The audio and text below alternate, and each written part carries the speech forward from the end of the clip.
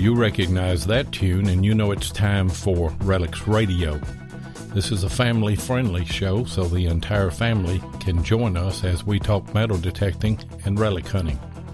You can call into the show at 270-495-0315 or join in the chat and post any comments or questions you might have, and we'll get to as many of them as we can.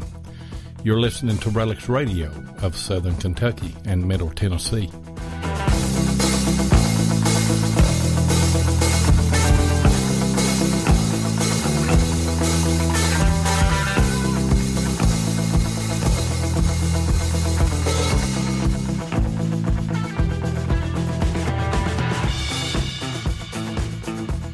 All right, you are live once again on Relics Radio in the foothills of the Cumberland Mountains along the Cumberland River here in Southern Kentucky and Middle Tennessee. And I am your host, Diggin with Seven. And I'm your co-host, Tennessee Jeff. What's going on tonight? Seven, it's got warm. Hasn't it? I tell you what, it's got warm. We had a big frost here on Monday. And early Monday morning, I mean, it was a huge frost, and then we went out and hunted some. Then yesterday is 80-something degrees. I tell you, I don't know what all this weather's doing right here, but we just went from winter to summer right off, didn't we? Yeah, that's how you said it was going to be. I mean, of course, we were staying cool, and would have a warm day. Then, like you said, we had that big frost, and then, man, it's got warm. It's hot out in the fields now. So, of course, the hay's growing and everybody's getting crops put in. So it's kind of putting a damper on the relic hunting a little bit around here in Middle Tennessee and Southern Kentucky. Well, I had hunt in the woods today. I hunted 44 woods a little while this morning before dinner. So right now, woods would be a good place. You got the shade. So how'd you do in the 44 woods today? Believe it or not, I found some 44s. No kidding. I wouldn't have thought that. I took my GPX and I took that 10x5 coil up there, and around that little tree where I found them whenever me and you went up there, I found a couple more right there, and, you know, I was just having to move in and out around those, around all the nails and everything, but It did good today. And Nick Haas said, "Did I see any snakes?" I said, "No, didn't see any today." But, you know, it's that time of year, ain't it? Who all we got in the chat, Jeff? Oh, well, there's the Beyond Sight Sound. Josh, he just come in there. We got Bill Hayes. Well, of course, Woody, he was the first one. Hello, Woody. We got Bob. There's Larry Reynolds is in the house. Hey. Hello, Larry. We've got... There's Nick Hobbs. Hey, there's Tim Henderson. He said, "Hey guys, listening and driving." Well, I hope you have a safe trip wherever you're going, Tim. So that's one good thing about a podcast. Yeah. You can listen and drive. Now you can't watch our videos and do that, but now you can listen to our podcast and drive. Yeah, I'd rather you not watch our videos and drive. But I mean. I seen that Jeff Ford was in there too. We got a house full tonight, and we got. There's Jeff. Yeah, we've got a good show lined up tonight. It's one of Jeff's buddies, Josh Tyree. Josh, are you there? I'm here. How are you guys doing? Oh, we're doing great tonight. Sure are. Just talking about this. Sitting here sweating. Talking about this weather. It has got hot. It went from winter right to summer, it feels like. It's done that for, I think, 3 years now. Yeah, just skipped spring. You know, like you said, we were scraping frost Monday morning. I think this afternoon it was like 88 degrees here. So yeah, and it's warmed up quick. You just live you live in Middle Tennessee. You're not too far from Jeff, are you? Right, I'm in Middle Tennessee, correct, yeah. Yeah. So you got the same weather that we do here, and the same weather that. Hey guys, y'all tell us how you two met. Well, actually, well, go ahead, Josh. Go ahead, Jeff. Well, I was metal detecting one time and kind of ran into him metal detecting. Ran into him in a field and got to talking to him, and that's kind of how we met, just out metal detecting. We hunted the same farm and kind of bumped into each other. Yeah, and that was out at the infantry camp out there at down here below the house, 7. And it was kind of funny. Of course, we were both using F-75s, and that was when I was first starting to use the F-75 and didn't know much about it. And, of course, Josh, he'd been using his for quite a while. And then, of course, he was hunting with the Tennessee Trio at that time. And then, of course, he'd got a 44 bullet signal. And, of course, he was like, well, they're ringing up his iron. And then, of course, I was skipping over all these signals that was iron signals. And he explained to me exactly, what to listen to in that iron tone. And once he showed me that iron tone that he was talking about, it's a clear iron tone. It's kind of hard to explain. You just have to hear it. And sure enough, after he taught me that, man, I was pulling 44s. I was pulling 58s. Now, Josh, with the F-75, he is a pro. Now, if there's anybody out there that operates the F-75, you need to contact Josh if you have any questions. So, he is a pro at it. Is that what you're still using? Yeah, I got it in 2009. It was used. I bought it used from a guy in Kentucky in 2009, and I still use it. I got another F-75. I got a Garrett AT Pro still in the box. I've never even used it, but I just stick with that same machine. But like with the F-75, a lot of people, they want to dig by the numbers. Like they're thinking a bullet's going to read 58, or a 44 Colt's going to read 40, a shotgun brass is going to read 35 like a button. And sometimes that's true, but I don't even look at the numbers anymore. I just dig any solid signal. And a lot of times I'll get just a whimper real deep, and it won't even give me a readout. I won't get any kind of readout at all. I'll just get like a slight whimper, just a little bitty tiny tone. And I will dig those 100% every single time. Every time I will dig them. Or any solid signal, I will dig it.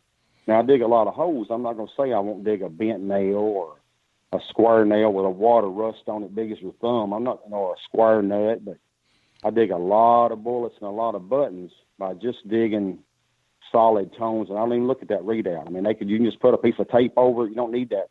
You don't need to look at that number. Just, any solid signal, any solid tone, I'll dig it, If any good rally hunter that you talk to is the same way. I'm the same way. Of course, I learned how to metal detect with a machine that didn't have a VDI, no numbers on it.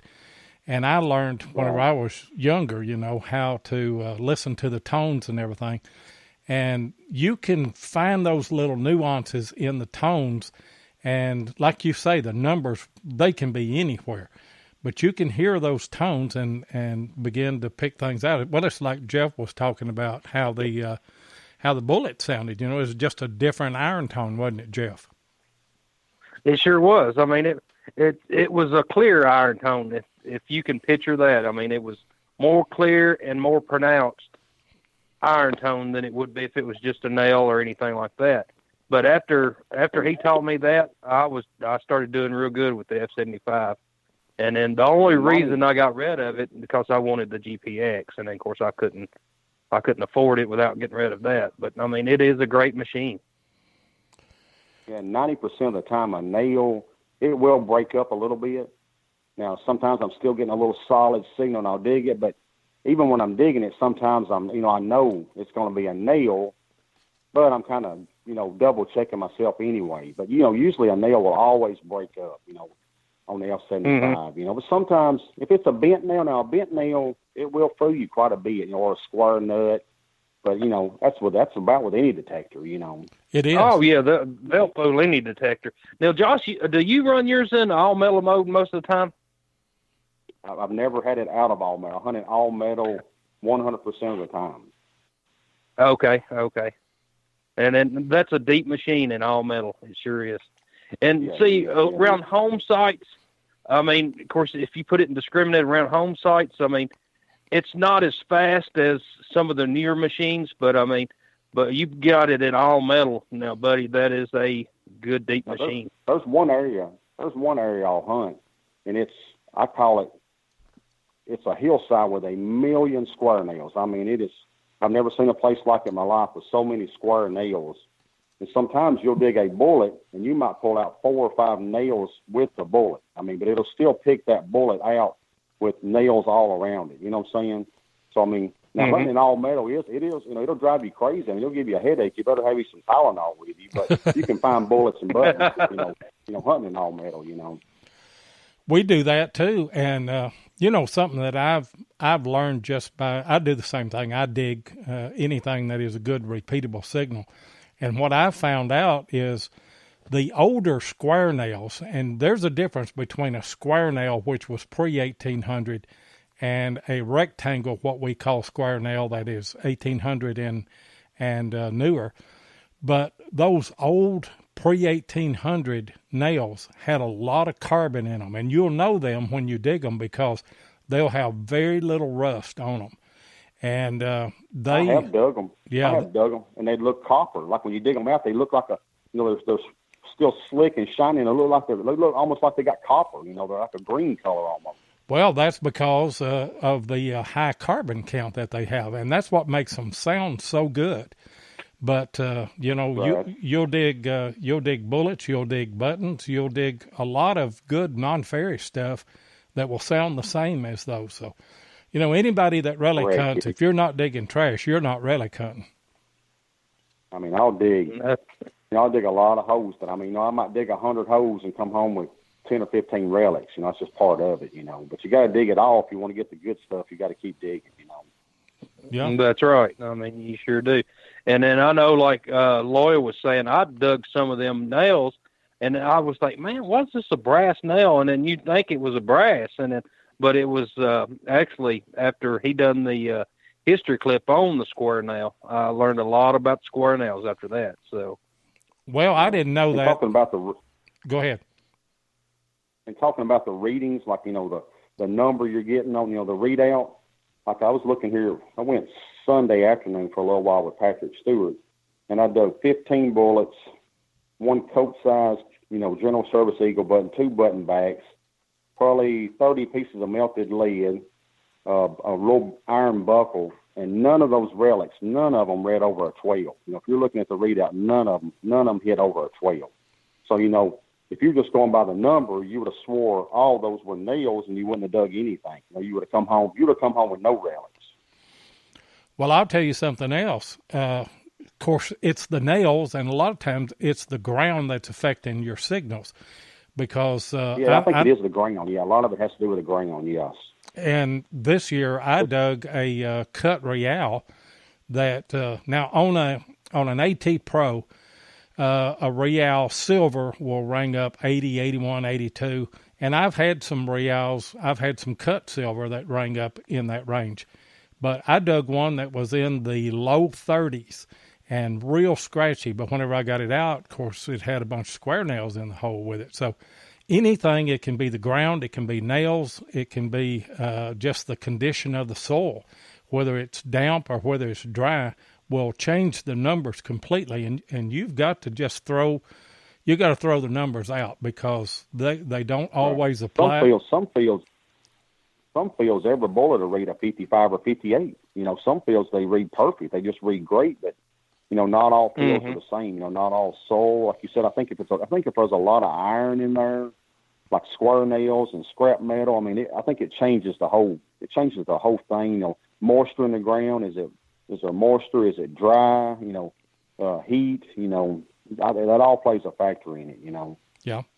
Josh, have you noticed like the moon phase?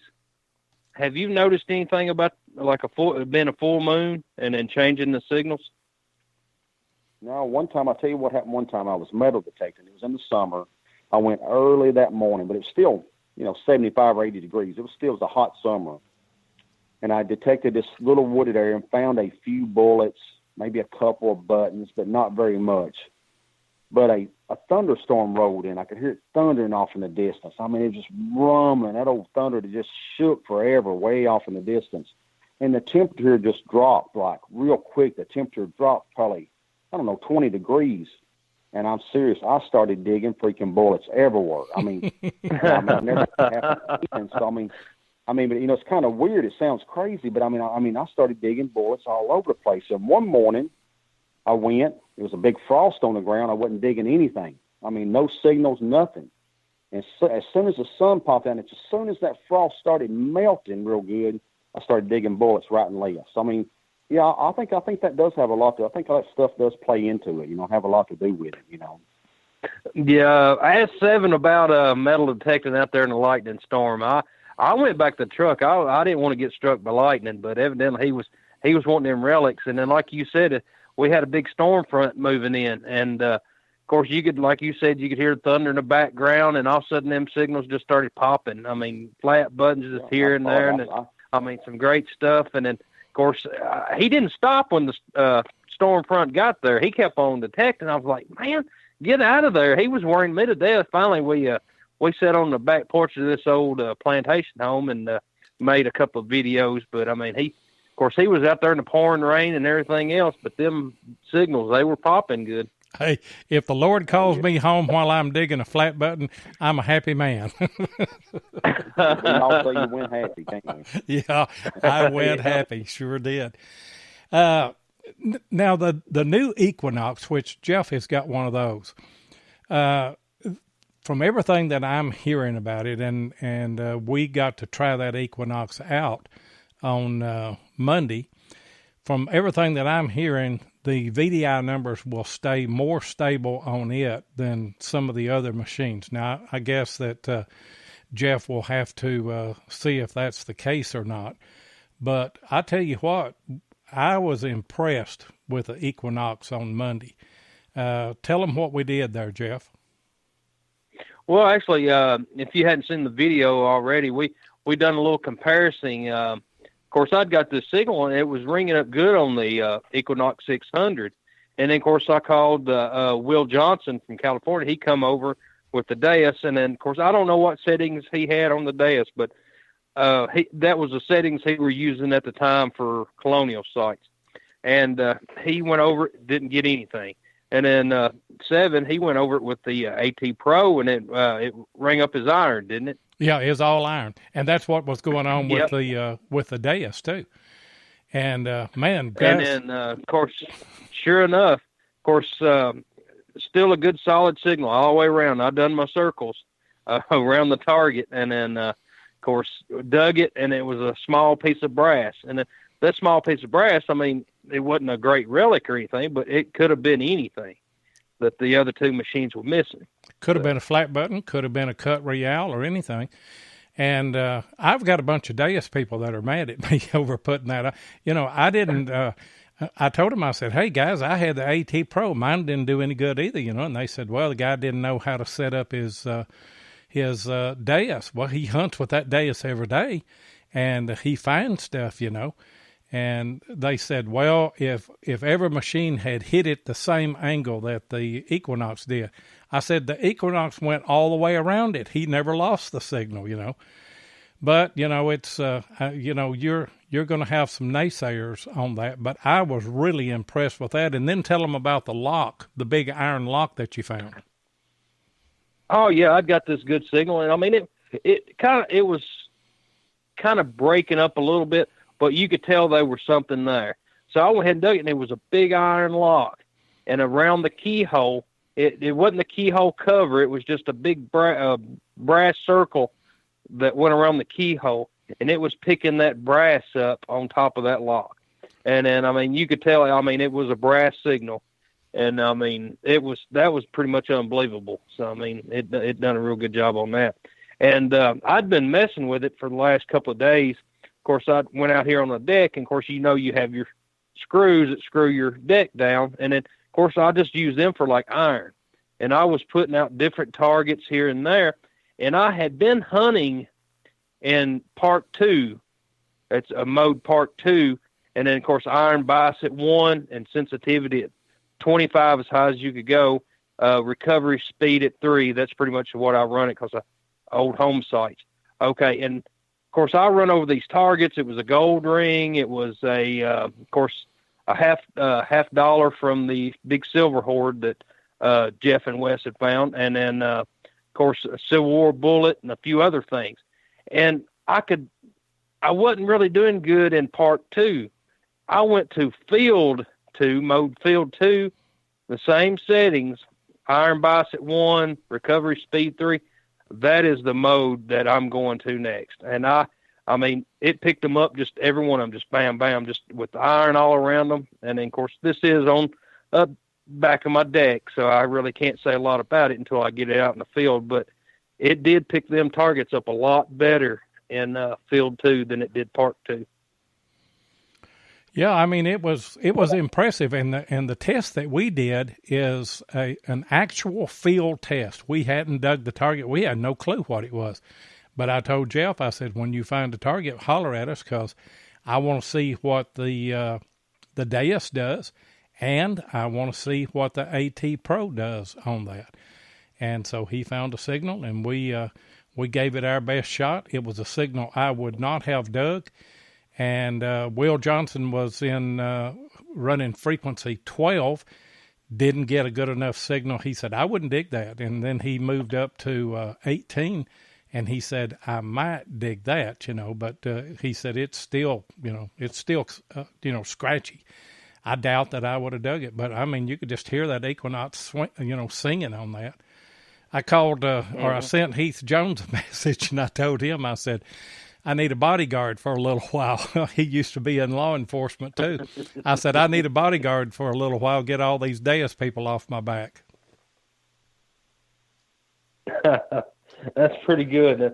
I mean, of course, I've seen some of the comments, and then, of course, I mean, they were like, well, what settings with the Deus on and all this? And, of course, I mean, we really don't know. Of course, I wasn't operating the Deus, but, I mean, like you said, he hunts with that machine every day and finds good relics, so.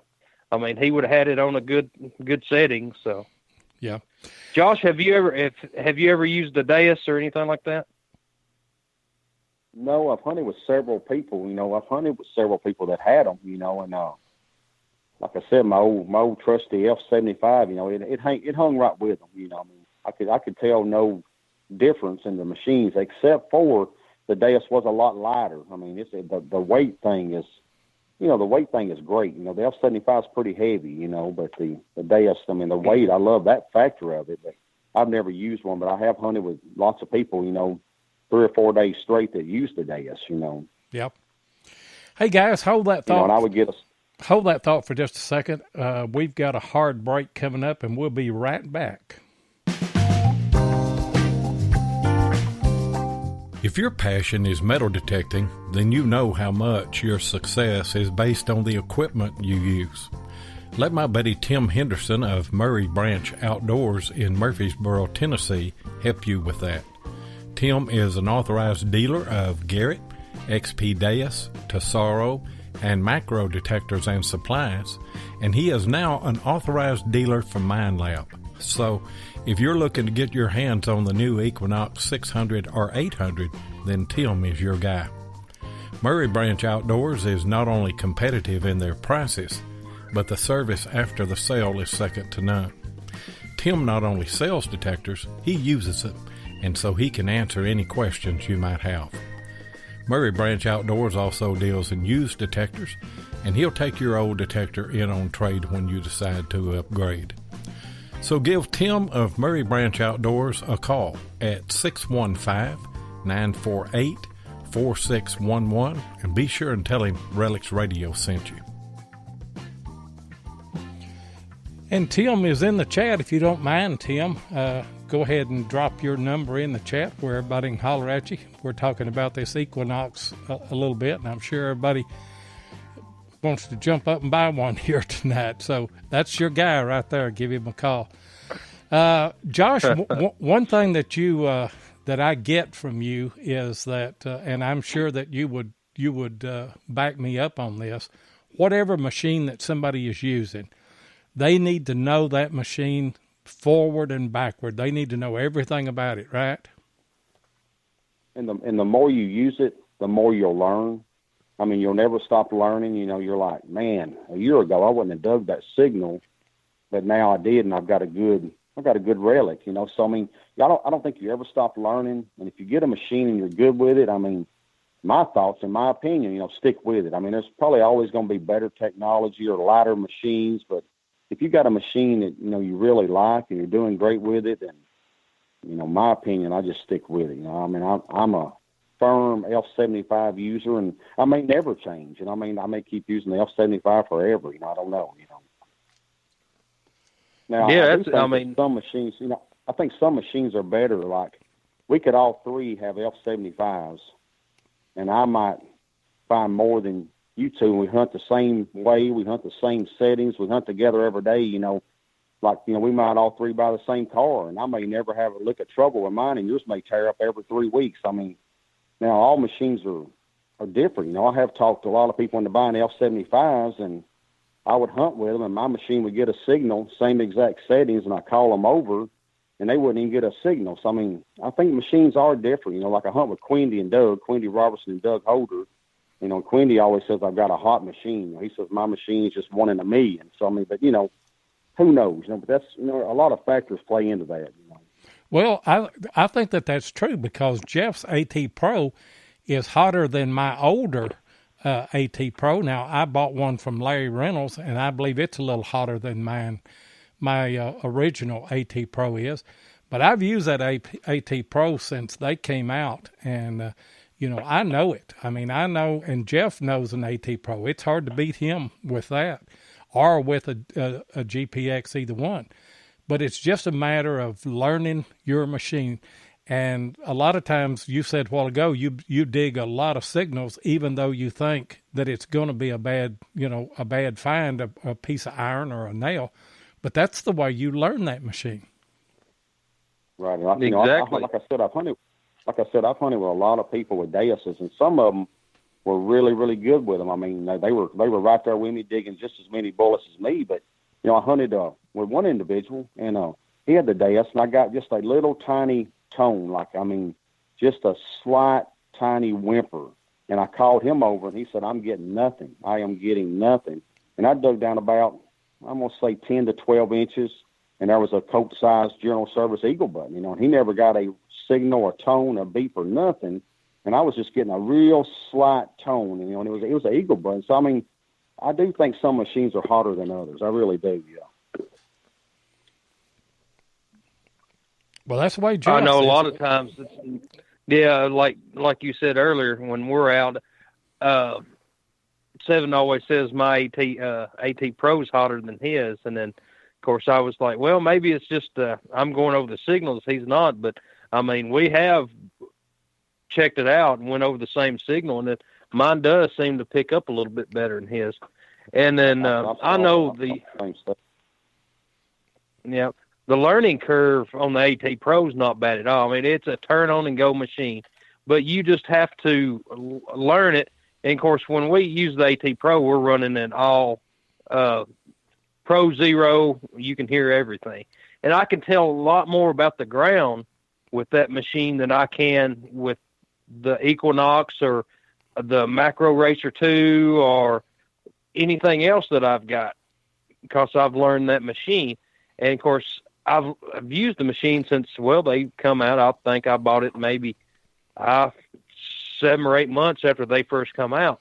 And then, of course, with this new machine, this Equinox, now I'm going to have to put another 6 or 7 years trying to figure out if I like it better than the AT Pro. So, but as right now, I mean, I went out to a place that was Lloyd and I pounded pretty good with the AT Pros and found some real good stuff. But the last time we went, I think Lloyd found one flat button, and I didn't find anything. And I took the Equinox up there and found 5 flat buttons.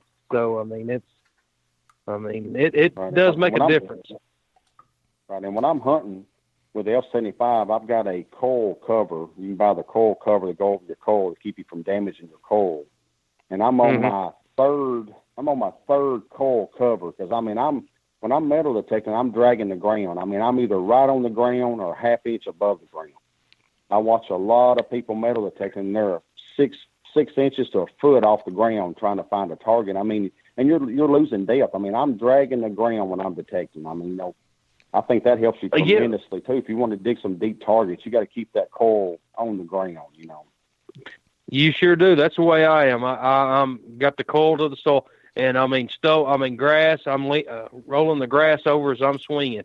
And like you said, I see guys that they're swinging with their coil at least 4 or 5 inches above the ground. I mean, of course, you're losing that depth right there. You're losing 4 or 5 inches of depth. So I'll tell you something. True. There's one thing that no metal detector lacks, the coil, and that's air. They do not do good in the air. I mean, you've got to get it on the ground. And you see these people that pendulum swing. They'll start out 3 or 4 inches off the ground at the apex of their swing, and then by the time they go left and then go right, they're 2 foot off the ground. There's no way in the world that you can pick up a signal like that. And I don't care how. You're not going to find much. Yeah, and Swansea, that's what he said. He said, I love pendulum swingers. I do too, because I can follow them and know I'm going to find something. Because, they'll find something if it's shallow and if it's isolated. You can find a few things like that. But you can't hunt those those sites that are really littered with iron and stuff and pick out stuff swinging like that. Right. My first 3 Civil War bullets, I dug my first Civil War was a fired 69. My second one was a fired Enfield. My third one was a fired 58. And I'd send Quindy a picture every night and say, man, what have I got? What have I dug? Because I had no clue. And I was using a bounty hunter. I was digging Civil War relics, and I had a bounty hunter. And I went with them a few times, and they had the F-75s. This was like in 2008. So in 2009, I bought the F-75, and it just changed my world. And I started finding all kind of relics then. But no matter what detector you use, you can find some stuff if you use it right. Yeah, that's right. That starts up a question here. Josh, do you have a favorite find or that you found? Or man, I can't narrow it down to any one. Cause, I love even digging a bullet, eagle button. I mean, every relic I find. I'm just like a kid finding an Easter egg. I've like found the golden egg with every bullet I dig. But it's like a grown man's Easter egg hunt. That's the way I compare it. That's why we're all hooked on it. We're looking for that golden egg, But one time I was hunting a Union camp, and these Union boys had been in 3 or 4 battles, and it's strictly 100% a Union camp. And I found a Confederate staff officer button in that camp. And I think one of those boys took it for a souvenir or a keepsake from a previous battle. So that was a pretty cool find. And one morning I went and found 2 cast eyes, about a foot apart. Found a couple Kentucky buttons. Found a Georgia button.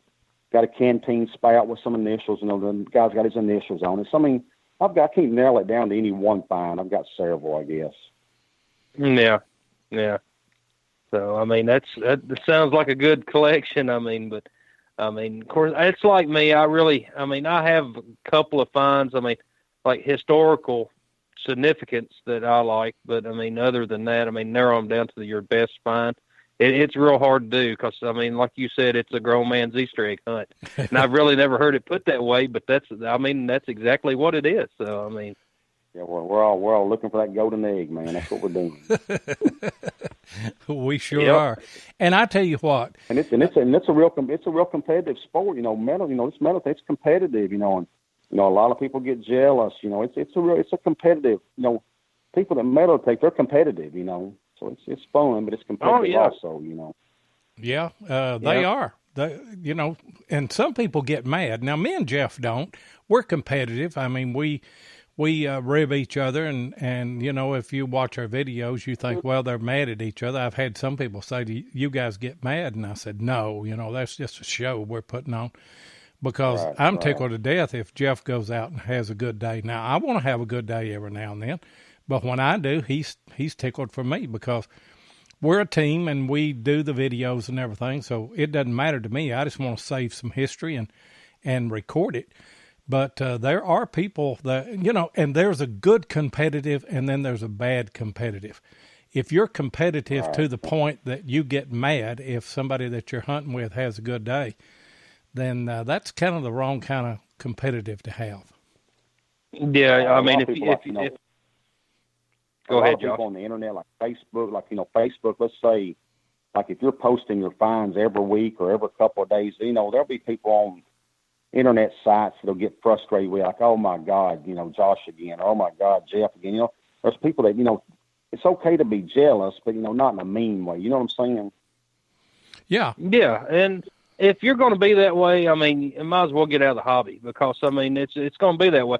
Like Seven, he's going to have good days, and I'm going to have good days, and it doesn't matter. I'm just as happy for him if he has a good day. We can go all day, and, I mean, I may not find anything, and then him find a lot of stuff, and I'm just as happy as, I mean, if I was to find them. Yeah. Jesse Rogers said Seven is the last 3 hunts. Jesse Rogers said Seven is the cameraman, and I'm tickled to be the cameraman if that's what it takes. And we hunted with a guy from California came Saturday, Sunday, and Monday. Him and Jeff hunted on Sunday together, and then I hunted with him on Saturday and Monday. And I did a lot of filming, and obviously I could find some more stuff if I wasn't walking around filming, but I'm happy to do that, and happy for those guys to find something.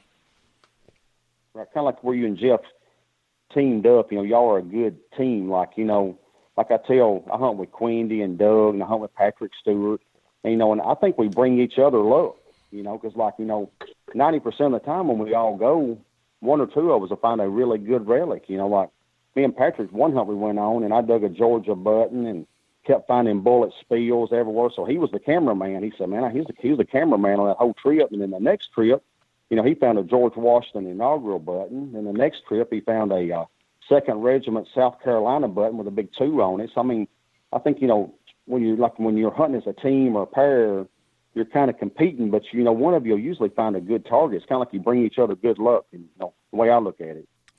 Yeah, and that's right. And I mean, it happens a lot like that. And I'll tell you a story. One of my main permissions here in Castaigne Springs, the landowner, of course, he likes to come out with us every now and then, and he'll take a metal detector and he'll mess around. And I let him operate the Equinox. Of course, he liked it because it was lighter. Of course, he's an older guy.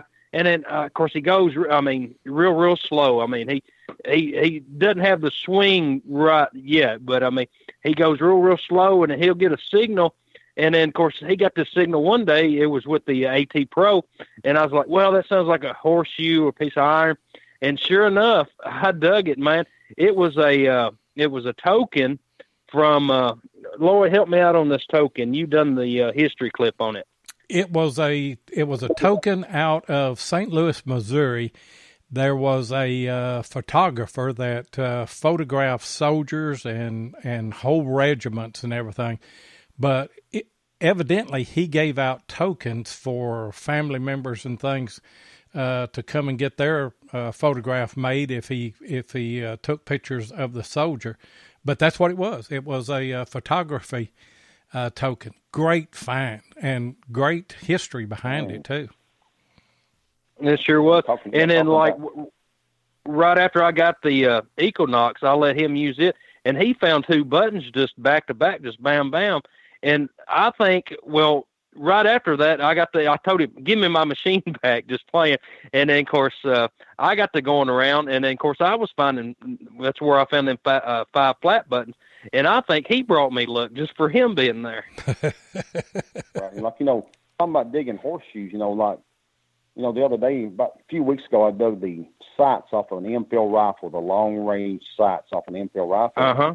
And when I got the signal, it was about 10 inches deep, and I told myself, I said, that's probably half of a horseshoe, a piece of horseshoe. So that's what it kind of sounded like, a half a horseshoe. And I dug it anyway, and it wound up being the sights off the infield rifle, and they cleaned up really good. And also I've done that before, and it'd be like a gun tool. So, I mean, you got to dig it all. I mean, 90% of the time it might be a half of a horseshoe, but then the other 10% it might be a gun wrench or gun tool or sights off a rifle. You miss if you don't dig those kind of solid high orange signals, you're missing a lot of stuff too. You could be leaving something good. That's right. I mean, I've dug a lot of gun tools that I think, well, this is just going to be iron. Well, it was just iron, but it was actually a gun tool. Right. And prime example, Will Johnson this past Sunday, we were out at a colonial site, and of course he dug a couple of flat buttons, and he was in a little hot spot. And of course he found this little piece, and you could tell it was the end of a horn, like a cow horn or something. And of course, after he cleaned it up, it looks just like a stopper for a powder horn.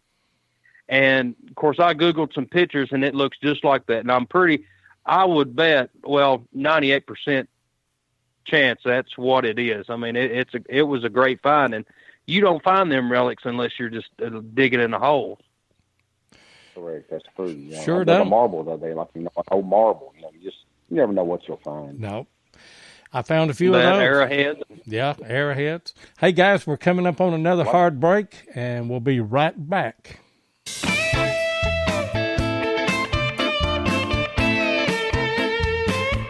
If you want to keep up with what's going on in the metal detecting world, then you need to be a subscriber to American Digger magazine. Butch and Anita Holcomb are the publishers of the magazine and have won awards for 3 straight years for being the best digger magazine on the market.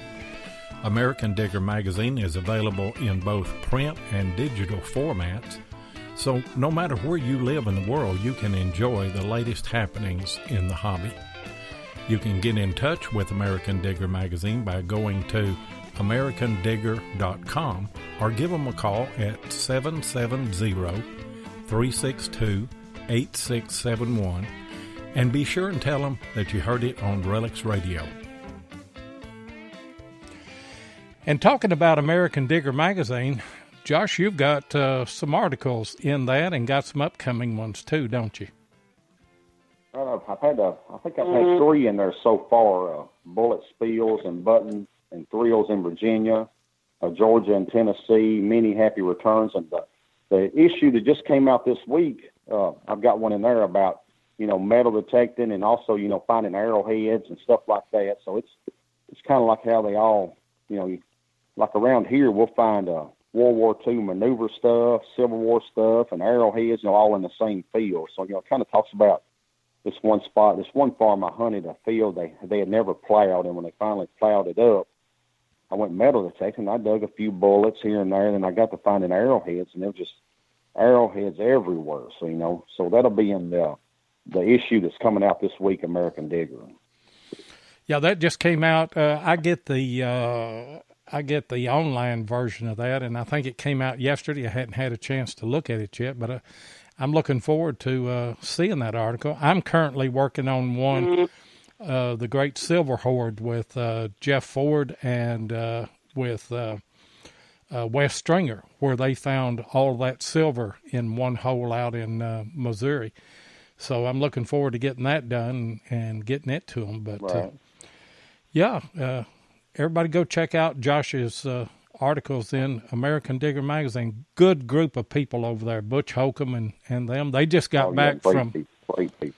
Yeah, they just got back from New Hampshire. Went to the bone hunt, and then I think they hunted with Swansea a little bit, and maybe some other folks. And I hadn't had a chance to talk to them.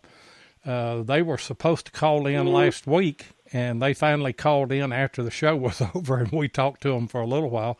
But they hadn't hunted with Swansea at that time, so I think that they did better once they got with him. But anyway, y'all look at American Digger magazine and check out Josh's articles in that as well. Yeah, I got a question here from Nick. Iron bias on the Equinox defaults to 0 on Part 2 and Field 2. Jeff, you move it to 1. Yes, I went in there and manually moved it to 1 on both of them. So, yes, I went in there and moved it. So you're good. We can open up the yeah, I'm good, yeah. We can open up the call lines if anybody's got any questions for Josh. I mean, if anybody's got any questions about the F-75, I mean, he's a master at it. So yeah. The call-in number is 270-495-0315. And I see that Jeff has already put that in the chat. So if you've got a question for Josh or want to talk about anything, doesn't matter to us, jump in. Yeah. Phone lines are open. So Josh, you got big plans for this year? I know you work a lot, so I mean, how does that interfere with your? We work 7 days a week, so I go sometimes in the afternoon, or every now and then on a Sunday I might take off at lunch or 1 o'clock and go, stuff like that. But we work pretty much every day, just about. Yeah. Now I'm going on vacation. I'm going on vacation in 2 weeks, and I'm gonna do a little digging there. So hopefully I'll have something to post, or I'll send you guys a message or something. So I'm hoping I'll do. Well, we'd like to see it. I'm going to Florida in June, and I think June the 3rd. I think that's when she says we're going to go. But I'm taking my fishing pole and I'm taking my metal detector. So. Right. And what's Jennifer going to do while you're fishing and detecting? I guess she's going to babysit. I'm hoping. I may have Avery down there with me fishing. I don't know. So. Yeah, that'd be good for him. I'm sure she'll go shopping. I'm sure she'll find one of them down there at Pier Park. Now, why drive all the way to Florida to go shopping? Well, you can go shopping here. So. Yeah. That's like driving all the way down to Florida to swim in the swimming pool. Well, I mean, we got swimming pools here. That's probably what she's going. That's what she's going to tell you, Jeff. She's going to say you can metal detect back at home, so better be careful. Well, but I can't find the same stuff here that I can down there. So she's going to say she can't buy the same stuff down here, that she can there. Well, yeah. Hey, I hope she's not listening right now, so let's just keep that quiet. Right. You're safe. Hey, you're safe then. You'll be all right. You're safe. And Jeff Ford said in the chat, we're hunting your colonial sites June the 3rd. Come on down, guys. We'll go. Come on down. We'll go while he's out there on the beach. Sure will. Hey, Josh, I'll make sure I hunt them out. You've hunted with Jeff quite a bit, I guess. Tell us some stories about it. We ran into each other a few times down there at the, hunting.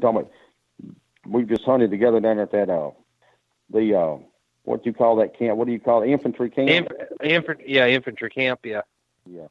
We've hunted there some, ran into each other a few times there. Yeah, and of course, when Josh, he was using a GPX 5000, and we were planning on getting together a couple of times to use that, but it rained every time we had a plan to go out. It started raining, so, and of course, GPXs, they don't like the rain too much, so we didn't want to take a chance on ruining the machines. So, but yeah, I mean, we definitely need to get together. I hunted a few weeks ago with Riley Bryant and his dad, and they're really good people. And Riley had his GPX, and he did really good with that thing. That's a good machine. He did really good with that GPX. I was shocked. That thing will go deep, and it'll get some targets. It will, and I seen. I seen that y'all were together. I was going to say something about that. Tell us what it was like hunting with Riley. He's a fireball, isn't he? He reminds me of the young version of me. I mean, he is a go-getter. He digs a lot of holes, but hey, he'll find a lot of relics. I mean, that's what it takes. You just got to dig a lot of targets, and you're going to get some relics. You may dig a bunch of nails and iron and trash, but you will come home with some relics also. So he's a go-getter. I mean, he digs a lot of holes. He's really into it. Great kid, got a great head on his shoulder. I mean, just an awesome, detectorist, a metal detectorist. Just good, really good too. He's really good with a metal detector. We had Riley scheduled to be on the show, and basketball got in the way, and we just haven't rescheduled him. I want to get him on the show because I'm like you. He's a great kid, and he's got quite a future in that. And he's working with American Digger. He's really good at rally hunting. Yeah, he's really good at rally hunting. He's good with a detector. Yeah. And he's working with American Digger magazine, I think, on their social media stuff, doing all of that for them. Right, so, he is, yeah. Yep. Yeah, I know. I hunted with Nugget Noggin, and of course he was that way. I mean, he was a fireball.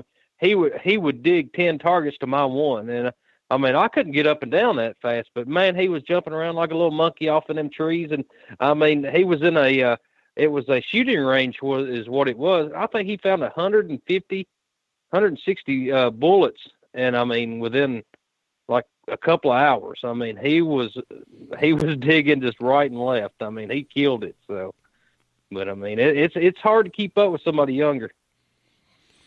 It is. That's my trouble. I can't get up and down like I used to.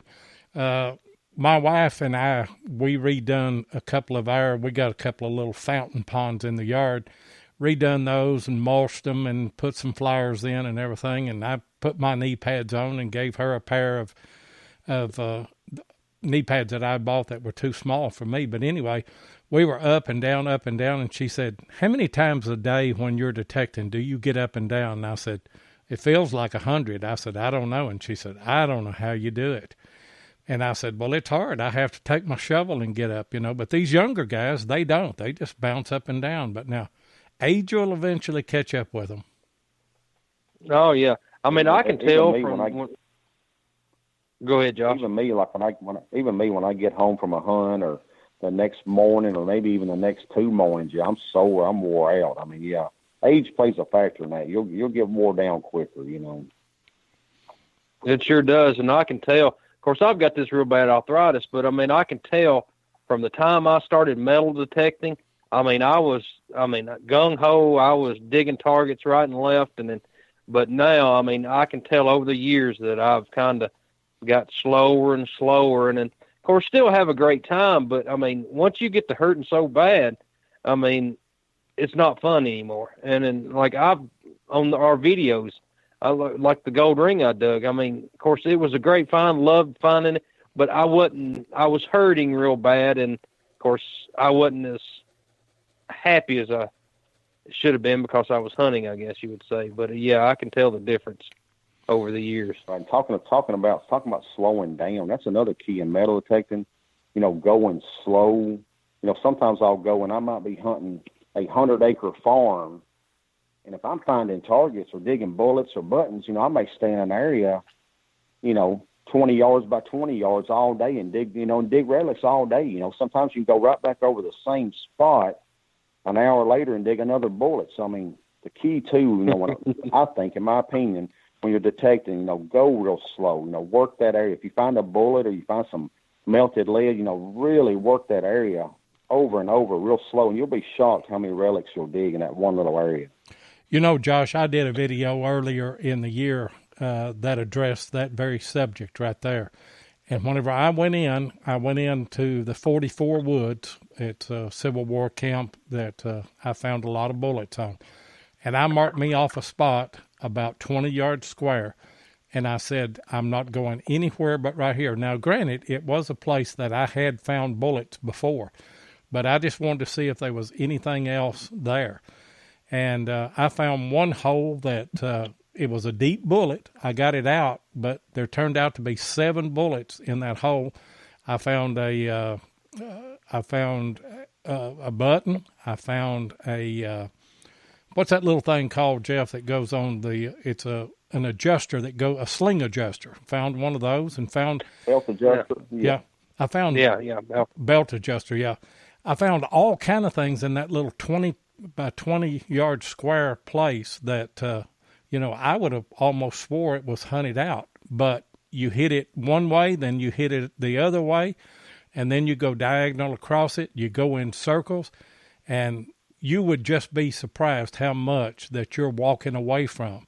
So I agree. If you're finding relics somewhere, don't leave relics to go try to find relics. Stay in that spot until it just dries up. There's one spot where I dug about 30 buttons, and every time I go back to that farm, I always go back and hit that same little spot.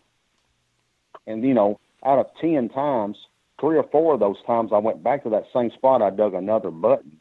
And I would have bet $100 I dug every button out of that spot. But, like I said, out of 10 different times, I went back to that same spot, 3 or 4 times I dug another button. So, I mean, it's just, these hunted out spots, you know, it's hard to hunt it out. It's hard. You know, you may dig less relics each time you go, but it's so hard to hunt a spot out. I think, in my opinion, it's really hard to hunt a spot out. I think so. It is. And I still go to the infantry camp, and still, like the other day when Will and I went out there, we went out there Sunday evening, and I found 5 buttons out there, and you know, we've hammered that site quite a bit, and then have found some good relics out of there. So and the Battle of Hartsville, that's been hammered. And then 7 and I went out with the GPXs, and we could go out there.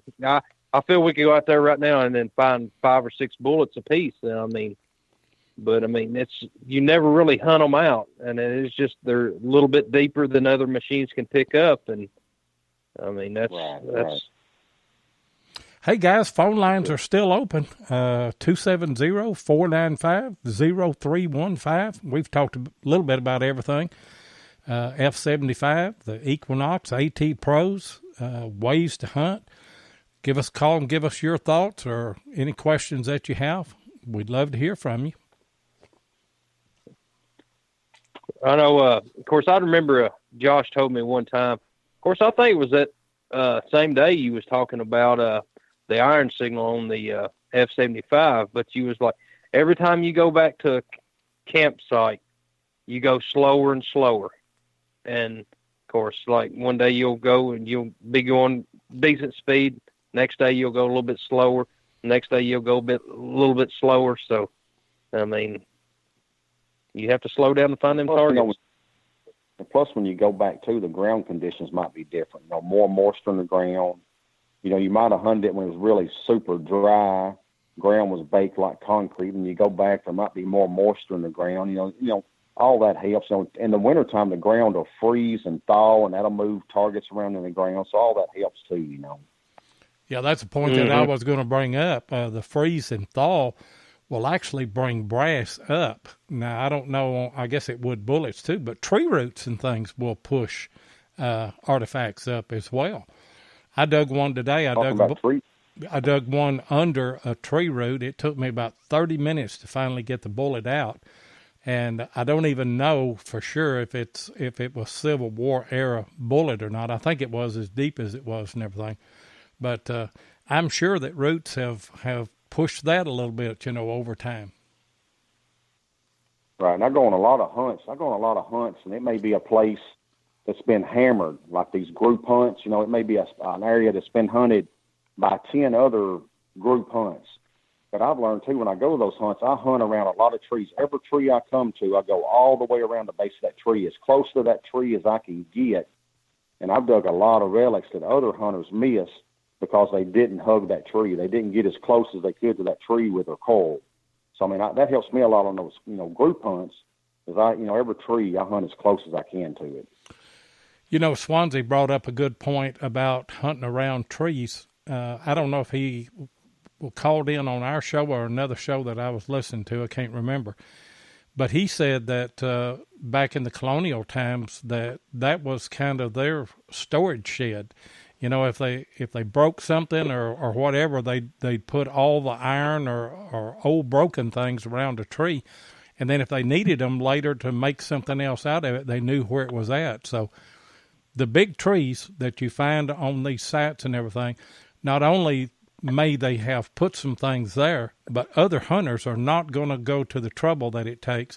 I remember at the South Tunnel fort that me and Jeff hunted, I remember one day him hacking for about 45 minutes on a route to get a 58 mini ball out. Didn't you, Jeff?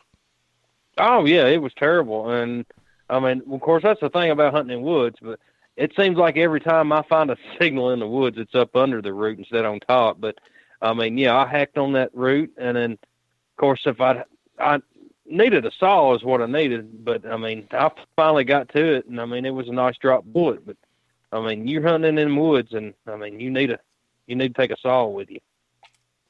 Right. I hunted one spot. It was hunted by a lot of people hunted this spot. There was a lot of people metal detectors there, and I was hunting one day, and I went over a old dig hole. You could tell somebody dug it. Probably a month prior, somebody had dug a hole there.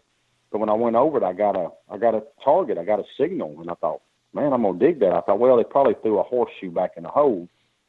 Well, I dug down till I hit a root, and that's where they had stopped. They had stopped at the root.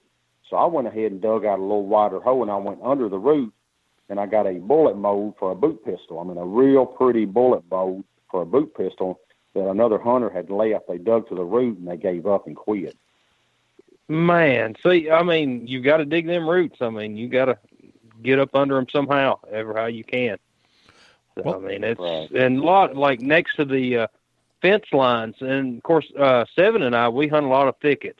And of course, people, they kind of stay away from the thickets. I mean, we, what was it in Virginia? We was hunting that thicket, and you said a rabbit walked up and shook his head and turned around and went off. It was so thick.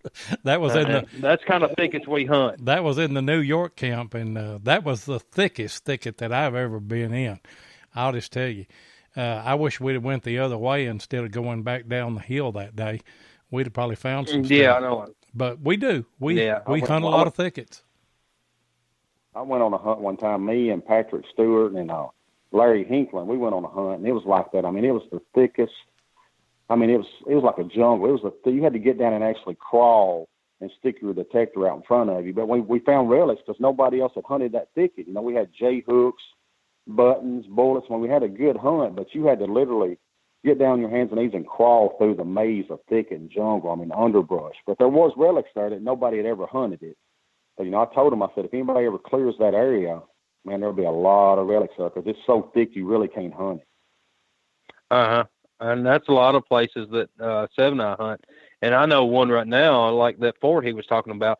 I climbed off in that thicket, and I was finding drop bullets just right and left. And then, I mean, if they were to go in there one day and doze that, I mean, there would be a lot of relics found right there. So, me and Jeff hunted. We hunted a place by my youngest daughter's house. Found a rock wall and found an old colonial house back in a thicket there, and we were actually down on our hands and knees hunting. And Jeff made a find, and I was on my knees, and he was on his knees, and he said, "Are you going to film this?" And I said, "Well, you're going to have to come over here to me." And here he come crawling over there like a dog. You know, we filmed it, and he crawled back up in his part of the thicket over there. But we did find some great stuff there. So you just, you know, you got to get out of your comfort zone. You do. You got moved logs and boulders. We moved that big log in Virginia, and then of course you found a percussion cap up under it. But I mean, you've got to do that kind of stuff. Could have been speaking of the. Go ahead. I hunted one camp. I hunted talking about getting out of your comfort zone. You know, like Quindy, my friend Quindy told me. He said, you know, a lot of relic hunters. He said, you know, a lot of us, we're lazy. A lot of relic hunters are lazy. They're not going to hunt those hard-to-get-to spots. They're going to hunt the easy spots. So I was hunting this camp that had been hammered. I mean, this camp has probably been hunted harder than any place I know. But there was a real steep ravine on one side. I mean, you almost got to hold on to trees if you're going to walk up this real steep ravine. Well, that steep ravine actually wound up being the place where they dumped all their stuff from the camp, the Civil War camp, you know. And I've probably filled up 3 display boxes from the side of that steep ravine. I mean, from U.S. Boss, you know, the bit boss out, you know, the U.S. bit boss, 2 or 3 canteen spouts, lots and lots of buttons, bullets, I mean, adjuster hooks, you know, belt adjusters, and just tons of relics from that real steep ravine where out of all the people that hunted that camp for 30 or 40 years with America, they never hunted that steep ravine at all. So, I mean, like you said, getting out of your comfort zone, you will find relics, you know. And we're talking about Civil War hunting, but that works in any kind of hunting. I don't care if you're hunting a colonial house or if you're a Cohen shooter or whatever. Look for those, if it's been hunted, if you have hunters in your area, look for those spots that you think nobody would go. A lot of times, you know, high grass and stuff in spots or, you know, a little thicket in a field or something. If there's stuff in other parts of the field, you know, there's going to be stuff there too. It's going to be harder to get, but you may be the only person that ever goes there. Right. And I know when we went to Murfreesboro with Tim and Ron, of course, we were out of our comfort zone there. Of course, first of all, we got chased off by the bull in the field. And then, of course, then we got up on the side of a mountain that was like you were saying, Josh, you had to pull yourself up by the trees. And when you dug a target, you were like, it was right there at head level with you where it was so steep. So, but I ended up finding a couple of bullets there. And then, of course, Lloyd, you found a couple of bullets, didn't you? Yeah, I did. And talking about being out of comfort zone, that was out of a mountain goat's comfort zone. That hill was straight up and down. You wouldn't believe it. That ravine I was on, sometimes you'd be digging a hole on the side of that ravine and you flip your dirt out and it's rolling to the bottom of the hill. So sometimes I'd have to go back down the bottom of the hill with my detector following my dirt before it spread down the hill to find my bullet or target. I mean, I'm telling you, it was steep. I mean, just straight up and down, but there was relics all over it where I guess they just dumped stuff off the side of that ravine in that old dried up branch. Like, I guess that's where they dumped their trash and stuff. Man. Josh, have you ever got into like pit digging or privy digging or anything like that, trash pits? No, I mean, I've got in a few fire pits in camps where they had campfires. We dug a few of those, dug out the cow bone and pieces of bottles, and we got a breastplate out of one. Dug a lot of cow bones. You can see where they cut them and stuff like that, but that's about it. Mm-hmm. Yeah. I was, of course, I've got a couple of places that I need to find the privies, and then I need somebody that knows how to find the privy, and then, of course, then we can go from there to teach me how. So, I mean, it's going to be a lot of work, but I mean, I guess the rewards are worth it. So the way I hear it. Now, I mean, you may dig a privy and it may not have any good bottles in it, but I mean, you've always got that chance. We hunted. We hunted on Saturday at a colonial spot that we've hunted quite a bit. We've hunted it to death, really. But Jeff dug some kind of signal. He had I think it turned out to just be a piece of flat iron. But he dug down and found some charcoal. And so the guy that was with us from California, he told him, he said, I think that's a pit right there, probably a junk pile or something, junk hole. Do you want to dig it? And he said, yeah. And he went over and dug it. He found a ring in there. He found an old fork, an old colonial knife, and all kinds of pieces of pottery, didn't he, Jeff? He sure did. And, of course, being in California, he's never dug any colonial relics. And, I mean, he was tickled to death just to find them. And then when he found his first colonial button, is a big flat button, had a flower design on it. Of course, we was at a 1784 fort, Pioneer Fort, and, I mean, he was tickled to death. But, I mean, when he started pulling that pottery out of that hole, I mean, he was tickled with it too. So, I mean, but yeah, he ended up doing that. The ring he found, I mean, that was a nice find. It was, and I think that was probably the best find of the 3 days was that ring. It was in my estimation, anyway. It was mine too. Yeah, it was a great find. So. And the powder horn plug that he found, that's yeah. But you see, you don't find those, and you don't find the pottery and stuff unless you're digging another signal. Those are just, those just happen because the metal detector doesn't pick them up. And a lot of people, they say, well, I don't like the pottery shards or all of that junk like that. Well, I'm going to tell you something. That's history too. And if you're into history, you like digging those kind of things, or I do. I mean, they make great add-ins to your displays. It breaks your display up and makes it look a little bit better, in my opinion. Yeah, it sure does. Josh, pottery and stuff. Go ahead. I was going to ask you about War of 1812. I mean, have you found any War of 1812 relics around Middle Tennessee? I went to Virginia. We dug some of those buttons that had the 2 R's on them. Was it Republic of Rifleman or something like that? I believe so, yeah. We dug some of those buttons that had the 2 R's on them, But around here, I've dug a lot of flat buttons and tomback buttons, but no, I haven't got into any buttons like that around here besides just the flat buttons and tomback buttons. Yeah. We don't find too much War of 1812. No, I found one at down there at Amy's where you were talking about the brick wall, and I found a few around here in Castaic Springs. But other than that, I mean, you don't find them very much. I found one old homesite, or it could have been a cabin or a colonial site or something, and I dug 2 Spanish Reals, 1848 large cent, tons of flat buttons, the round ball buttons, miscellaneous brass buckles, all colonial period. And I took Quindy and Doug with me, and he dug a Republic of Texas button there, with a star and the eye in the middle. It says Republic of Texas around it. So, I mean, around here to find a Republic of Texas button, that was a really good find that, Doug found. That was a great find. Well, I seen that button in the store, and then, of course, I got some pictures of it, and then I told him, I said, well, I'm going to post it on Facebook and tell everybody I found it. He said, well, yeah, go ahead. So, but of course, I never did. Hey, Josh, I got a couple of questions. Actually, it's a 2-part question. How do you go about doing your research, and once you find a place, how do you initially approach a new site?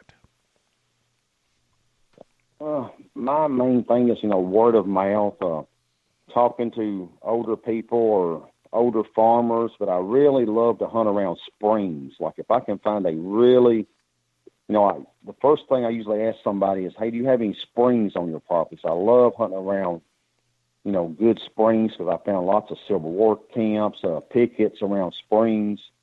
And I usually tell the landowner, I'm in it for history, which I am. I love history. I've never sold anything I've dug.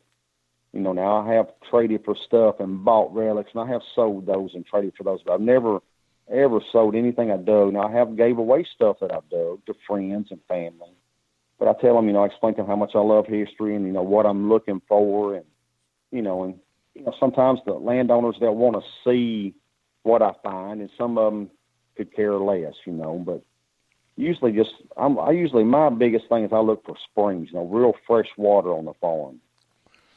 That's always a good sign in some of our best sites. I'm the same way.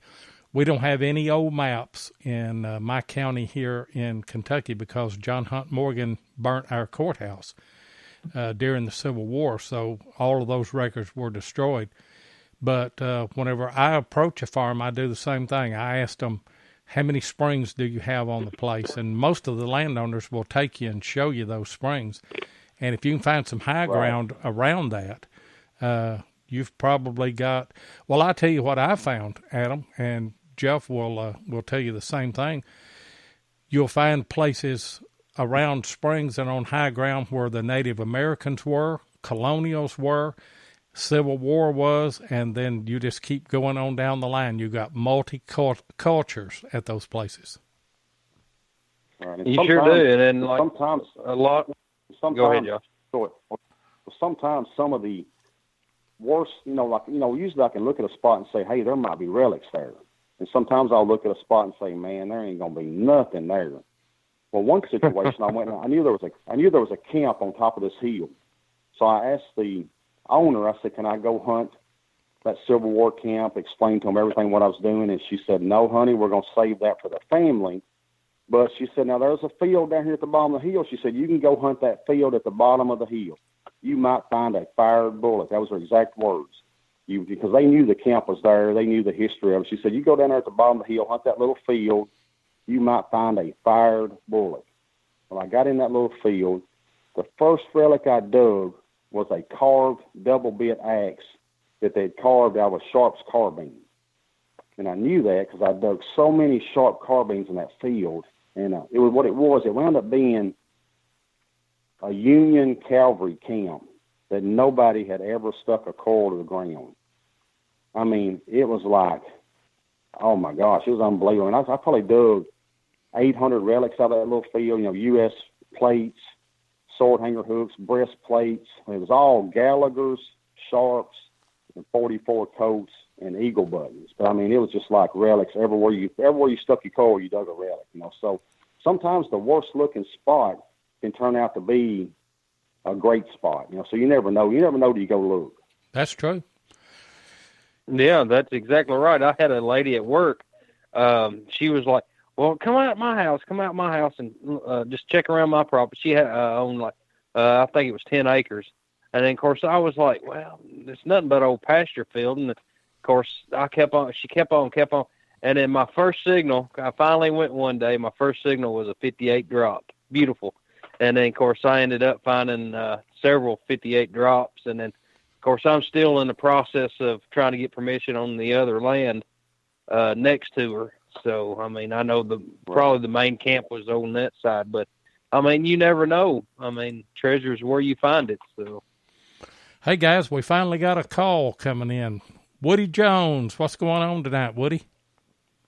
Hey, Mr. Seven, how you doing, sir? Hey, Jeff, and hey, Josh. Hope you guys are doing good. Hey. Oh, man, the allergies are killing me. It's the pollen is hitting North Carolina big time. It's bad when you go walk your dog in the morning and you got to wash your feet off because her feet are yellow. So it's rough.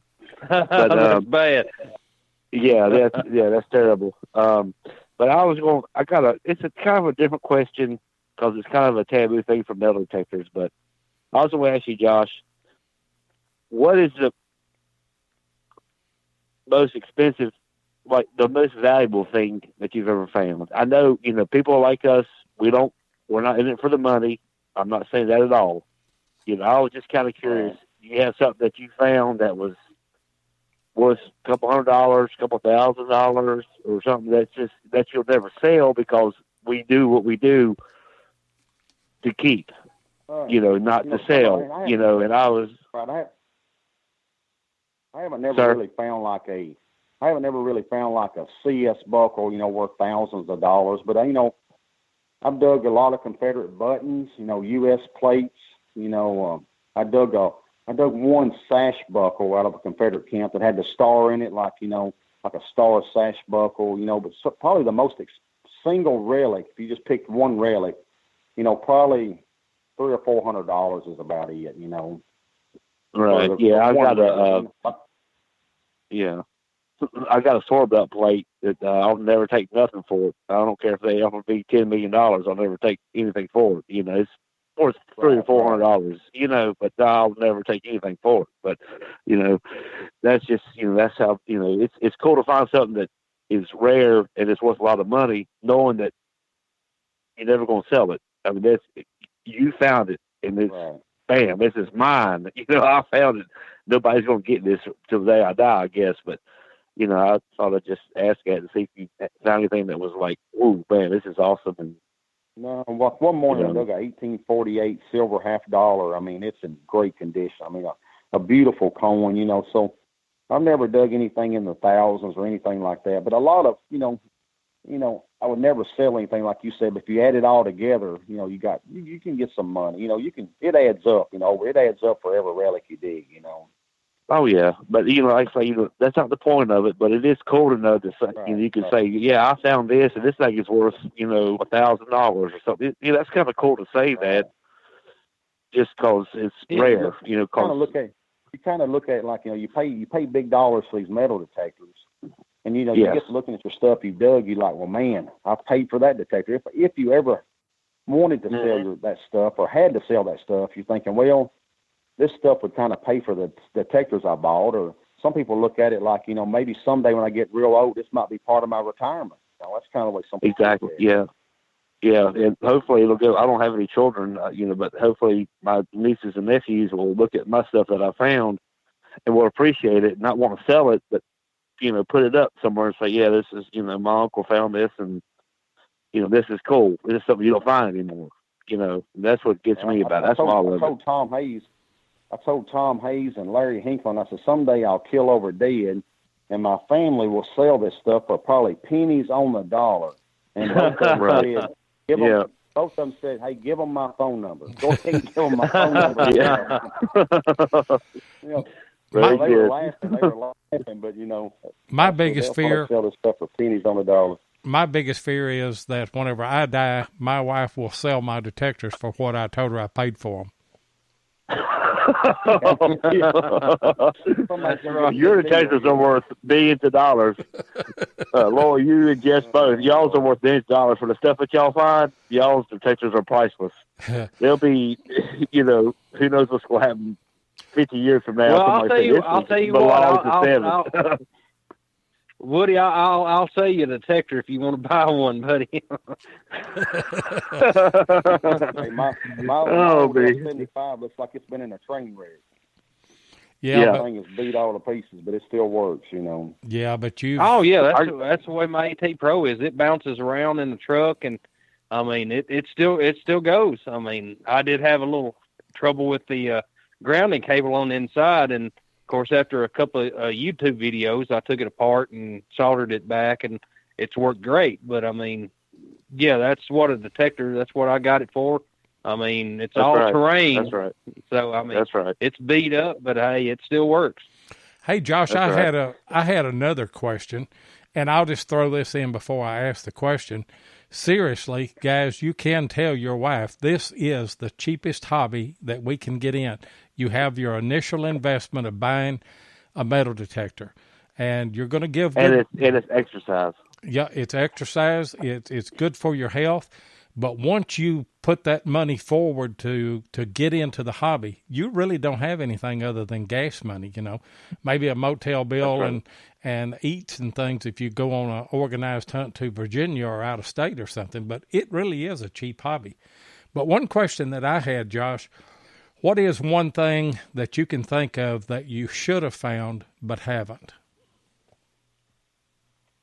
Oh, that's a good question. I hunt a lot of CS camps, a lot of Morgan camps. And, I have never found that, Confederate plate, that CS plate, but I've been hunting with people that dug them, with me. So I know they were there, but I think it's just not in my luck to dig one. I think that's what's eluding me. And a gold coin, I've always wanted to dig any kind of gold coin, and I haven't. So my bucket lister would be a gold coin or a marked, Confederate plate. Yeah. Yeah. That CSA plate to come out of the ground, that would be a heart stopper.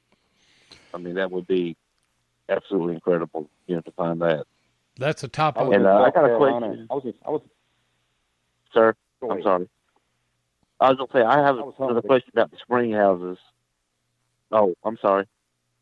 The spring houses you're talking about, Josh? Yeah, the spring houses. There's one right down the road from me. It's sitting down in a holler, and it's still standing. It's not, good shape, but so those are good places to check too. I've seen it down there, and I thought, man, that'd be pretty cool to take around that. So those little spring houses are pretty good areas to go to. Find high ground. In my opinion, yes, because any high ground around it. Because you know what, if even me today, or you. I mean, had you rather drink out of a pond? Had you rather drink out of a creek or drink spring water? So. Oh yeah. Everybody wants spring water. Even the Indians, the Civil War soldiers, the early pioneers, they would all look for the springs. So yeah, I find a lot of stuff around those springs. And some of them are real trashy. I mean, some of them, they had the spring houses there. They had metal in there and iron and everything else. But I have found a lot of good targets and a lot of good relics around those springs, even the ones that are real trashy. And it doesn't have to be a big spring. It could have been a big spring 200 years ago that's kind of filled in now. But, yeah, if you find a spring, find some high ground around it and start hunting. If you find a site, then hunt from that site down to the spring. You'll be surprised how many flat buttons that you'll find going back and forth carrying water. Yeah, that's what I was thinking. There's got to be something down there. I'll probably have to do some trash, but there's got to be something down there. There's got to be at least one old coin down there somewhere, or something. I'd say there is. But anyway, yeah, I mean, it's got to be, surely. This it was probably from, I'd say 1790 to 1820 was when that farm was like in operation, when they lived there. Well, that's... So, I'm sure there's got to be something. There's got to be something. Well, I'll tell you what. Me and Seven will come if you invite us, and then we'll. Okay. We'll do that.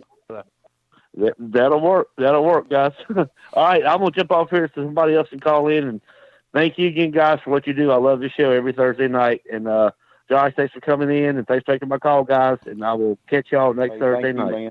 Hey, thanks, Woody. Thank you, Woody. Good call. All right. Phone lines are still open. We're going to hang on here for a little while. 270-495-0315. We've talked about a lot of stuff, and I'm sure you've got your ideas or opinions on it. So call in and talk to us. That's what we're here for. Well, hey, boys, I'm going to have to jump off here. It's about 8:30, and I got to get in the bed so I can get up in the morning. Okay. All right. That sounds good. So that'll be fine. Hey, before you leave, Josh, tell people how they can get in touch with you. Have you got a YouTube channel, Facebook page, any of those things? Yeah, I got a YouTube channel. It's Tennessee Josh Relic Hunter. It's like TN Josh Relic HTR for Hunter, and you can look me up on YouTube, and I got a lot of videos on there, so they can check me out that way. Or I got a Facebook page. They can look at some of my finds and relics on Facebook. Okay. Hey, thanks, Josh, for coming on tonight. Hey, Swansea, you called in. I added you to the group. You may have dropped out now. Call us back. But anyway, Josh, appreciate you being on, brother, and look forward to hunting with you someday. Thank you very much, Josh. I appreciate it. Y'all have a good time, and we'll get together maybe this fall and dig some holes. That sounds good to me. Sure does. Sounds good. All right. All right. See you, bud. See you guys. All right. Bye-bye. All right. See you. But, yeah, he's a great relic hunter on that F-75. I mean, he knows what he's doing. So, I mean, Josh is a great guy. So, I mean, yeah, I've hunted with him just a few times, and then, I mean, he knows his stuff. So, I don't know what happened to Swansea. He was here a while ago, and he's gone now. Let me see if I can add him in right here. He just put in there, I wanted to let Josh go. Oh, okay. Yeah. Okay. I'm going to add him to the call. Swansea, you'll be getting a call here in just a second. And Josh was a great guest. He's a good hunter. Oh, yeah, yeah. Are you there, Swansea? Hey, Lloyd. How are you? Hey, Brandon. What's going on? I was just going to ask. I was going to ask Josh a question, but I wanted to let him go. It looked like he had to get up in the morning. I was just going to ask him about the category of digger envy, which a lot of us have up here in the Northeast. We don't dig a lot of Civil War stuff. So for me, I've never done a natural hunt where I've dug a Civil War 3-ring bullet, mini ball, no Confederate, nothing.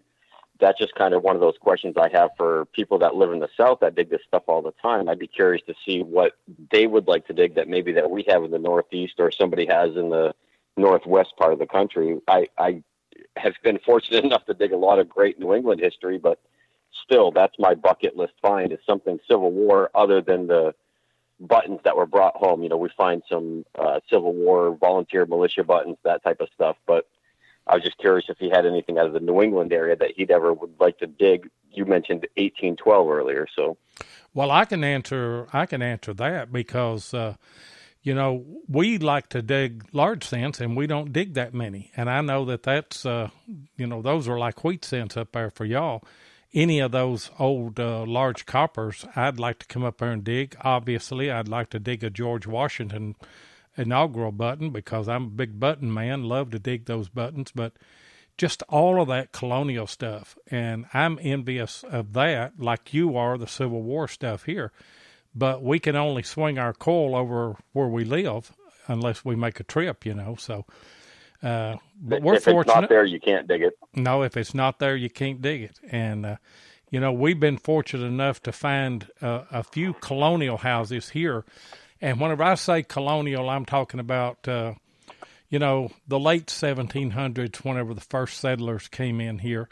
It's probably not true colonial like y'all's sites are, but we do find a lot of old stuff here, and, I'm tickled to death that we can find those. But how do you go about finding those old sites? Of course, in your area there, you've got the stone walls and cellar holes, and they're pretty self-evident, aren't they?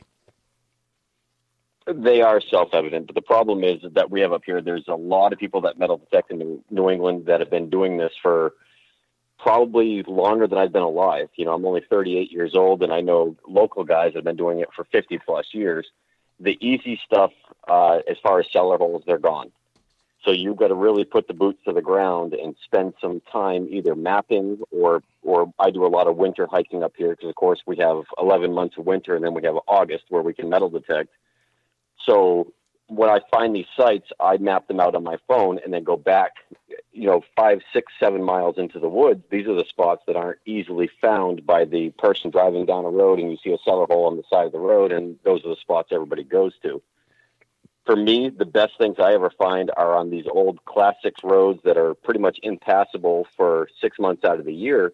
These are the spots that, yes, I'll find the break in the stone wall, a double-walled road, which has got stone walls on both sides. You see the break. There's got to be a home site somewhere nearby. That's where I do most of my research nowadays. And it's, like I said, Loy, it's mostly just walking the ground, going through the woods, looking for stacked stones here and there, finding signs of what could possibly be an old cart path or something to go to that just gives you a symbol that there's something there, like the old plants in the woods, the grapevines, the daffodils, the lilac trees. That's where I really do my research. It's not so much in the mapping as much as it was when I started, but now I'm an avid hiker anyway, so I don't mind going out there and finding it. And then the worst part is the waiting period. If I find it in January, I can't dig it till at least May or June. Yeah. Yeah, that is tough. Man, that's the rough part, not being able to dig through the winter. I mean, of course, here, that's our best time. And I could not imagine not being able to go through the winter and not be able to dig. And we're exactly the opposite of you guys because June, July, and August are our tough times. I mean, we can get out early in the morning, but by the time the sun comes up big and bright, you've got to get out, and you cannot field hunt because it's like concrete, ain't it, Jeff? It sure is. I mean, it's terrible. And, of course, Seven and I, we don't do it a lot, but we hopefully get into it a little bit this year is water hunting. So, I mean, that's the best time would be for our water hunting. Yeah, we're going to get with the Dig Dogs down in Murfreesboro, Tennessee this year and do a little bit of that. I'm looking forward to that. Hey, Swansea, give us an update on Heath and Butch coming up and hunting. I'll tell you, they came up and dug with me this past Sunday after the bone hunt was over, and we went to a home site that's still standing, actually. The original home was built in 1771. It burned down in, I think it was 1798 or 1799. The house was rebuilt in 1803 or 1805, somewhere in that time frame, but it's a historical marker on the property. So we went out there, and I've only been on the spot a couple of times. It was a friend of mine who passed away. He was 98 years old this past year. I mean, a great guy. It was their original family home site, the Holbrooks. It's never been in another family name. Well, we go through this property for a little while, and it was a miserable, cold, rainy day. It was about 47 degrees all day long, rains off and on, poured at times, and these guys were troopers. Butch and Heath were out there, and Debbie from Mine Lab as well. So we're out there for a little while. Nothing's happening. I found a bunch of flat buttons for a little while with my AT Pro, and then Heath calls to me around the corner and come around the front of the house, literally 15 feet from the front door of the house. He digs up an 1838 large cent with great detail on it and really good condition. Maybe 15 minutes later, Butch is down on the ground. He goes, I think I got a flying eagle. So I walked over. It wasn't a flying eagle, but it was a really nice conditioned Indian head penny. Just post the Fatty Indians. I think it was in 1870 something. I can't remember the exact date. And a couple more flat buttons come out of the ground. And then Debbie and I were on the back side of the property, and I found a really terrible iron signal, but it was iffy. So, I dug the hole, and I dug something I've never even seen in person before. I dug a mold for a clay pipe. I don't know if you saw that on my Facebook page, but it's something I had never even seen in person. And Butch, who's been metal detecting since the 60s, he said he's never seen one either. So it's a clear stone mold made out of, I'm guessing, limestone, with a terrible iron signal. To me, it was a square rock, maybe a piece of brick. Went to go throw it back in the hole, and my thumb sunk into part this rock, and sure enough, there it was. That was it looks like a definite clay pipe mold. I seen that on that sounds a great find. I seen that on your Facebook page. That is a great find. What a weird incidental find, you know? Yeah.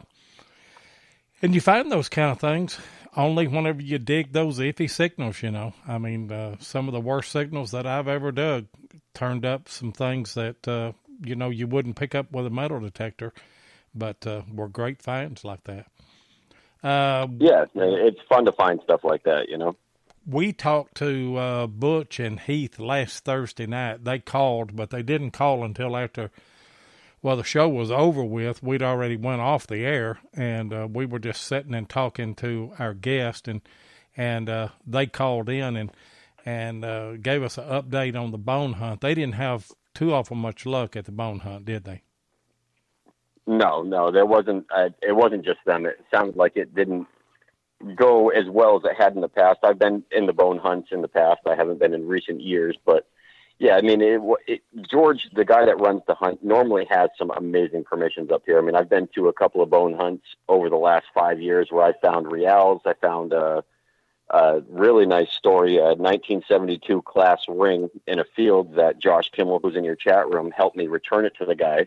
You know, there has been some amazing things found in the past, large scents, Nova Constellatio coppers. There's been chain scent. There's been a lot of good finds. This year apparently wasn't as good as other years, but again, it's always a fun hunt to get together with other people. But yeah, they didn't do so well at the bone hunt, but they got out with another local guy that's big into metal detecting hunting, and Heath actually, I think, found a Connecticut copper as well. I mean, I brought one to the hunt that we went to on Sunday, my permission, and compared the size, the exact bust on it, and the reverse. I swear it's the exact same coin. I think it was a 1787, if I remember correctly. And, you know, so that's two New Hampshire coppers that came out of the ground for Heath Jones. Butch did get the Indian head penny, and it sounded like he had a good time, but it was a miserable, cold, rainy day on Sunday when we went out.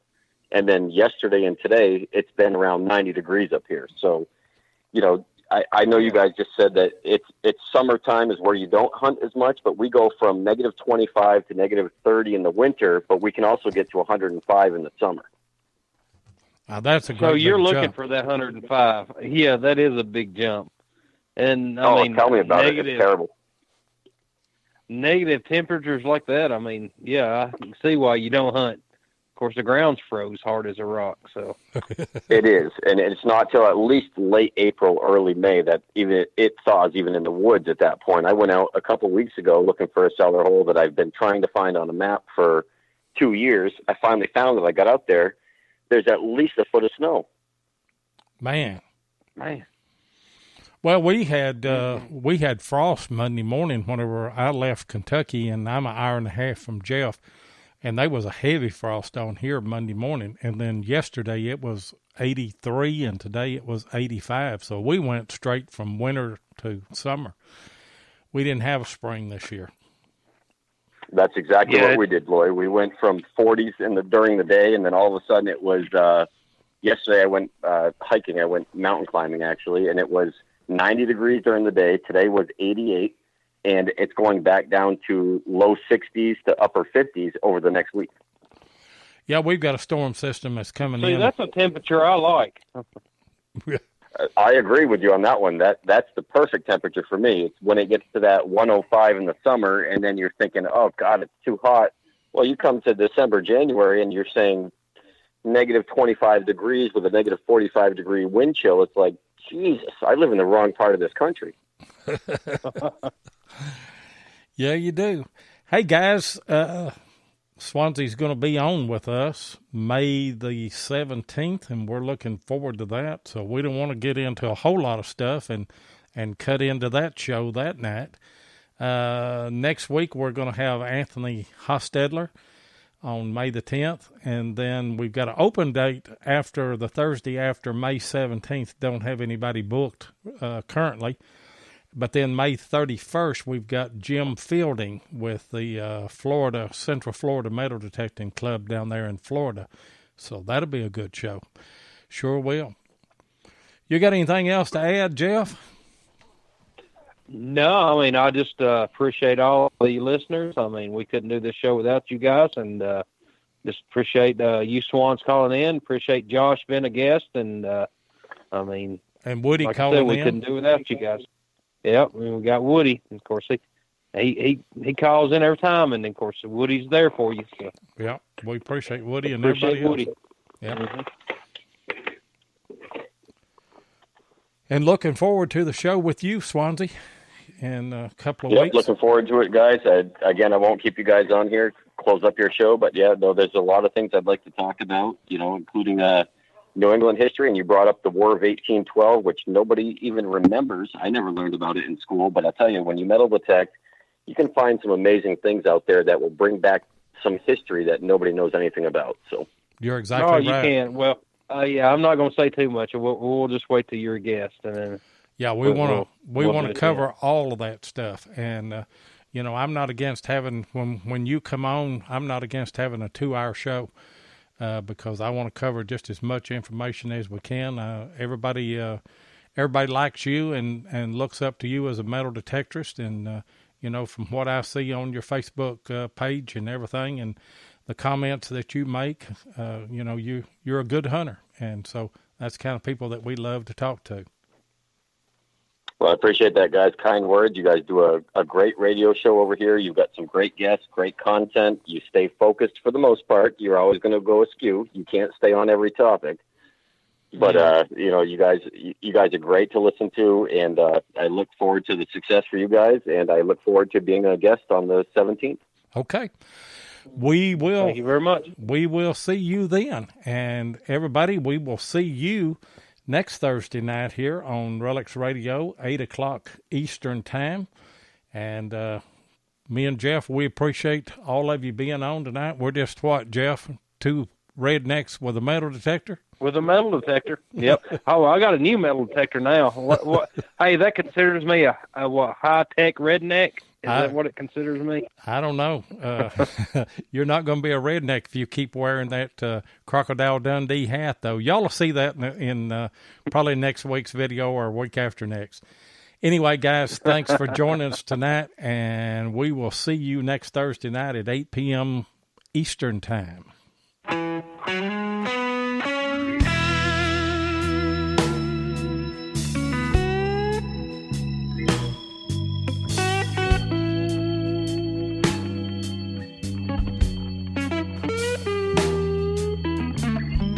Thank you so much for joining us tonight on Relics Radio. We really do appreciate it. Be sure and join us live each Thursday night at 7 o'clock Central Time, 8 o'clock Eastern here on Spreaker. Or you can catch the archive show at Relics Radio on Spreaker, iHeartRadio, or iTunes. Please take a minute and hit the like button and be sure and follow us so that you'll get notifications of all of our upcoming broadcasts.